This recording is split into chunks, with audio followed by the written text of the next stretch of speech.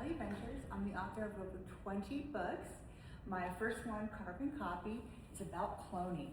And I'm going to start by twice a week reading a chapter at a time and posting on my YouTube channel. So go to my channel, subscribe and view, and tell all your friends. And eventually you'll get to hear the whole book in my voice. But for a special treat, I'm going to read the deleted prologue, which did not make the final published version of Carbon Copy. Abducting a newborn topped Hilda's agenda. At midnight, she entered the birthing suite at Manhattan's Mercy Hospital, where Alexandra and her birth mother bonded. How sweet, Hilda smirked.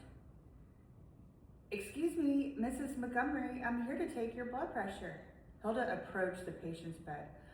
I'm so sick of being awakened all the time, Alexandra's mother whined.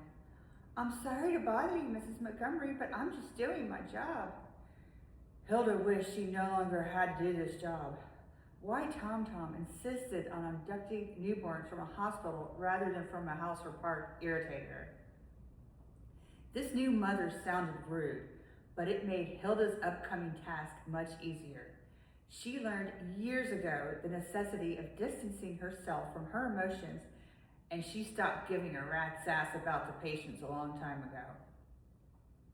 Well, how about you do your job and get my pain medication? I'm sore and exhausted, the cranky woman barked. I have just what you need. This should help you sleep. Hilda handed a container of white pills to Mrs. Montgomery and poured her a glass of water. This won't affect my breast milk, will it?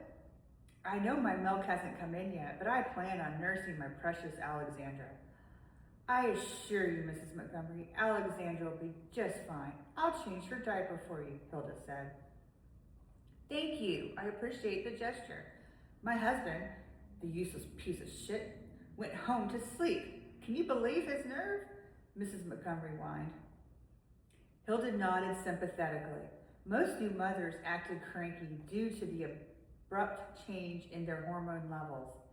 Everyone and everything got on their nerves, and they believed their husbands proved totally useless. Many referred to this as the I hate you phase. Relieved about the absence of Alexandra's father, Hilda turned her back to the birth mother and approached Alexandra's bassinet. Hilda's wide girth obstructed Mrs. Montgomery's view of the baby. Hilda gazed upon the tiny, helpless newborn, a carbon copy of a newborn she'd abducted 25 years before. Hilda recalled helping transition the baby the night before. Shortly after babies are born, they are taken to the nursery. This is where the baby is washed, weighed, measured, and given numerous tests.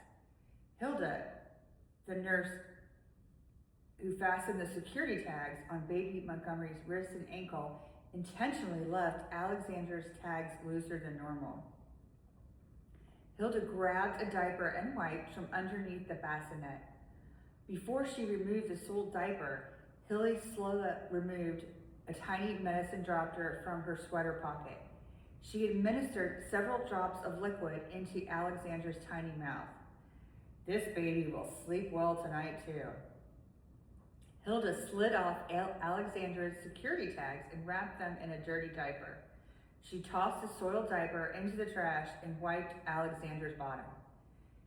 Hilda put a fresh diaper on the baby and tightly wrapped up the baby girl in a blanket. Alexandra now resembled a large burrito. Sleep well, Mrs. Montgomery. I'll see you in the morning, Hilda said. She turned to Alexandra's mother, who had already fallen asleep. Hilda unbuttoned her sweater to reveal the baby sling. She picked up Alexandra and placed her in the sling. She buttoned her sweater and studied her reflection in the mirror. Perfect. Hilda's sturdy frame and overweight midsection provided the perfect camouflage. No one would suspect that her wide girth and bulging sweater concealed a newborn. At least Tom stopped making her still twins like he made her do 25 years ago. But back then, hospital security barely existed. This particular hospital utilized cameras in every nook and cranny of the maternity ward, everywhere except in the birthing suites. Hilda walked slowly down the hall and pushed the elevator button. She took out her pack of Marlboro Lights as the elevator door opened. A young doctor exited the elevator and she got on. "You shouldn't smoke," he scolded. "I know, I've been mean to quit, but I'm a New Yorker. What can I say?" Hilda shrugged. Once on the ground floor, Hilda headed towards the exit and nonchalantly stepped outside. Pausing, she lit her cigarette the second she could. She inhaled several puffs and looked towards the sky.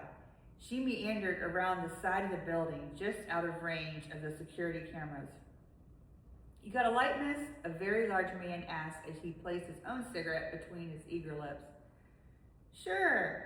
Hilda retrieved her lighter. "Here, let me light it for you." "Thanks." Hilda stepped close to the large man and attempted to light a cigarette.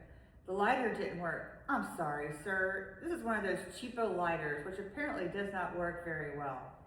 Hilda continued with several more failed attempts to light the man's cigarette.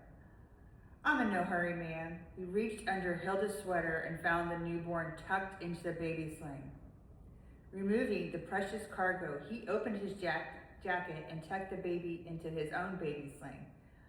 "There we go." Hilda finally lit his cigarette. "Thank you, ma'am." "Brr, it's getting cold out here." He buttoned his overcoat. "It's supposed to get down the teens tonight, or so I hear." Hilda puffed on the last of her cigarette. "Winter will be here before we know it." He sucked his cigarette like an addict.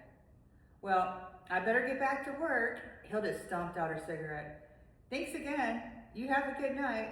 Polly walked away with baby Alexandra Montgomery carefully hidden underneath his overcoat. Come back later for the next chapter.